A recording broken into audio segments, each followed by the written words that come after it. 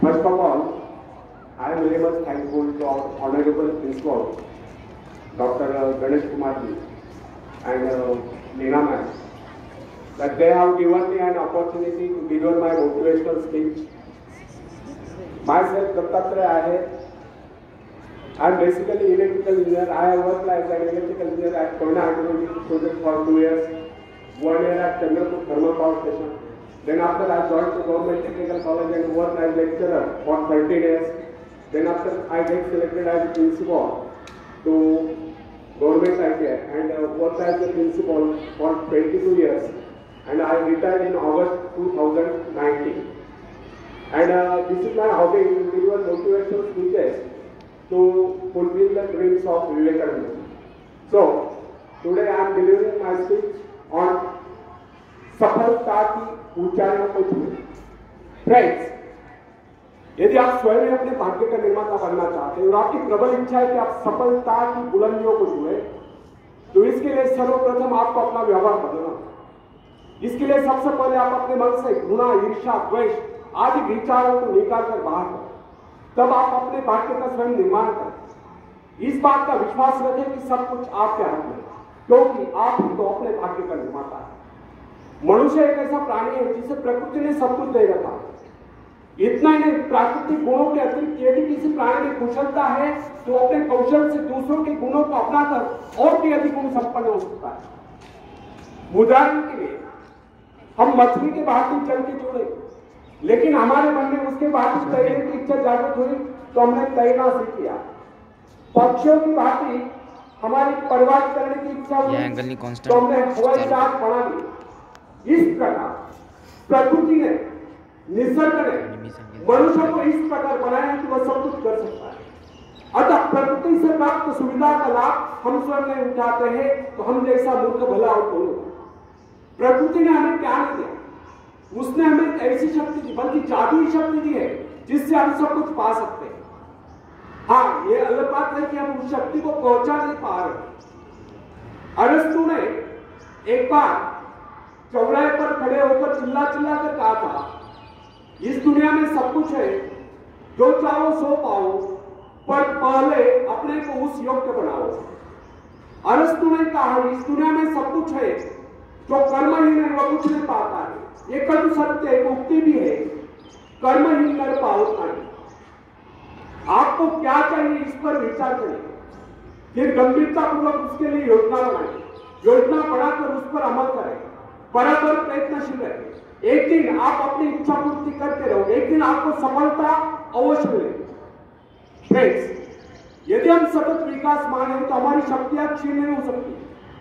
जिस प्रकार घर का कूड़ा प्रतिदिन झाड़ू से साफ करना पड़ता है, उसी प्रकार मन के कूड़े को प्रतिदिन साफ करें। निरंतर नए विचार, आगे बढ़ने के विचार, प्रगति के विचार, उन्नति के विचार मन में लाए, तब शक्तियों को क्षीण करने की क्रिया स्वयं समाप्त हो जाए। हमारे मन तथा शरीर में निरंतर विकास की क्रिया जारी रहना स्वाभाविक है। इसमें बाधा तब पड़ती है जब दूषित विचार हमारे मन पर आक्रमण करते हैं। मन पर दूषित विचारों का आक्रमण तभी होता है जब हमारे मन में खालीपन होता है। जब तक हम अपने मन में विकास के विचार रखते हैं तब तक अवनति के विचार ले सकते हैं। प्रगति के विचार है तो अवनति के विचार ले आ सकते हैं। मन को नवीन तथा तरोताजा करने के अनेक उपाय हैं। इस विषय में हम सबके भिन्न भिन्न अनुभव हो सकते हैं। हम देखते हैं कई बार हमारे मन में दुख और निराशा की छाया आश्चर्यजनक रूप से लुप्त हो जाती है। दुख के घिर आए बादल हट जाते हैं और उनके स्थान पर हर्ष की दुख खिल उठते हैं। कम से कम कुछ समय के लिए जीवन के प्रति हमारा दृष्टिकोण बदल जाता है। कई बार हम अनुत्साहित और निराश हो जाते हैं और अकस्मात कोई शुभ समाचार आ जाता है और हमारा हृदय हर्ष से गदगद उठता है। अथवा कोई हसोड़ सहृदय व्यक्ति आ जाता है, वो हमारी मनस्थिति में पूर्णतया परिवर्तन ला देता है। या कोई परम प्रिय मित्र आकर सारा वातावरण ही बदल जाता है। अथवा अचानक किसी सुंदर स्थान अथवा देश की यात्रा करने का अवसर प्राप्त हो जाया करता है। उसके प्राकृतिक सौंदर्य का लेप हमारे हृदय को शीतल कर देता है। किसी भी ऐसे स्थान की यात्रा करनी पड़ती है जिसकी हमारे मन में सदा से इच्छा है और वहां से सौंदर्य के कारण हमारे विचारों में परिवर्तन आ जाता है और हम प्रसन्नता से विभोर हो जाते हैं। कुछ लोगों का यह विचार है कि मन बाहरी प्रभाव को ग्रहण करने में असमर्थ है, उसकी स्थिति में विशेष परिवर्तन नहीं किया जा सकता।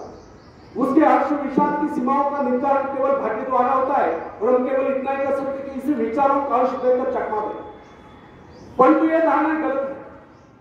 हमारे पास ऐसे असंख्य उदाहरण जिनमें व्यक्तियों की मनोवृत्ति में आमूल परिवर्तन होता देखा गया, उनके मस्तिष्क में क्रांति होती देखी गई। बहुत से लोग जो जन्म से ही दुर्बल थे वे व्यायाम द्वारा सबल होते देखे गए और कर्मठ होते देखे गए।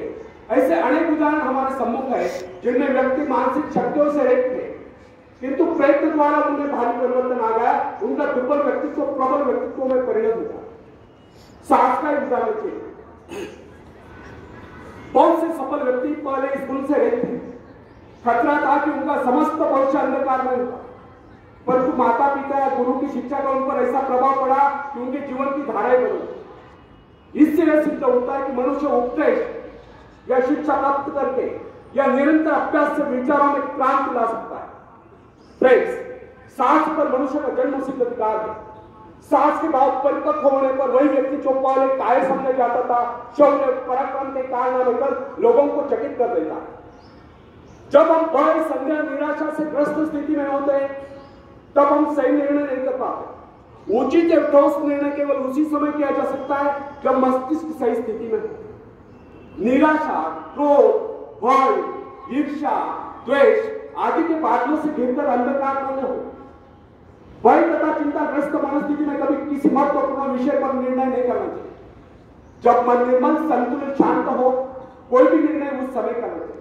उस समय जो योजना बनाई जाए केवल उन्हीं को कार्यान्वित करने का प्रयत्न कीजिए। भय, क्रोध आदि के आवेग पर मानसिक शक्तियां बिखर जाती है। उस समय मन एकाग्र न रहने के कारण निर्णय गलत होते हैं। यदि मनुष्य सही शिक्षण प्राप्त करे या मन को अभ्यास कराए, वो निराशा, क्रोध, ईर्ष्या, द्वेष आदि विचारों को कुछ क्षणों में अपने मन से निकालकर बाहर कर सकता है तथा प्रसन्नता का अनुभव कर सकता है। प्रसन्नता, आशा, आकांक्षा, उत्साह इन भावनाओं के आते मन का अंधकार दूर होता है। अतः व्यक्ति को चाहिए कि रचनात्मक विचारों को हर समय अपने मन में रखे। सभ्यता की प्रत्येक नई आवश्यकता मानव मस्तिष्क को नई चुनौती देता है और जिस प्रकार जानवरों तथा मनुष्यों के शरीरों में जलवायु तथा वंश रक्षा के उद्देश्य से समय की आवश्यकता के अनुरूप लगातार सुधार होता चला गया है, उसी प्रकार आज के परिवर्तित आवश्यकता वाले संसार की मांग के अनुरूप मनुष्य को भी अपने मस्तिष्क को सुधार कर मुकाबले के लिए तैयार करना होगा। मस्तिष्क पर जिन विषयों पर सोचने का भार आ सकता है उसी के अनुरूप अपने में परिवर्तन करेगा। वह नई कोशिकाओं का विकास करेगा, दुर्बल कोशिकाओं की मरम्मत करेगा है तथा उन्हें मुकाबले के लिए तैयार करेगा। फ्रेंड्स,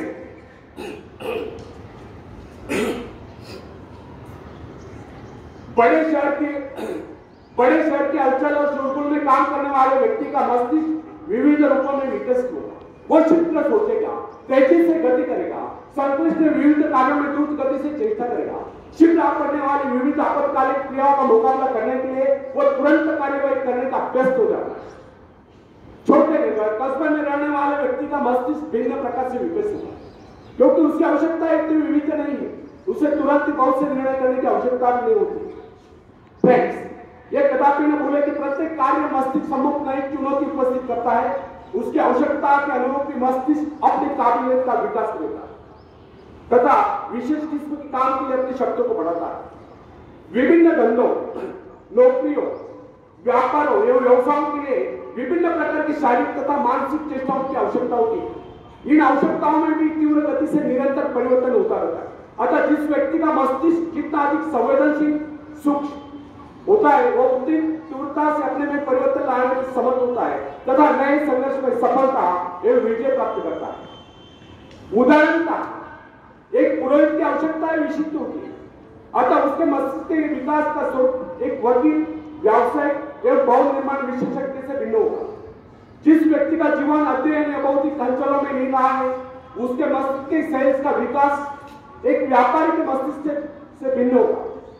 अध्यापक में विचारों की उन्मुक्तता,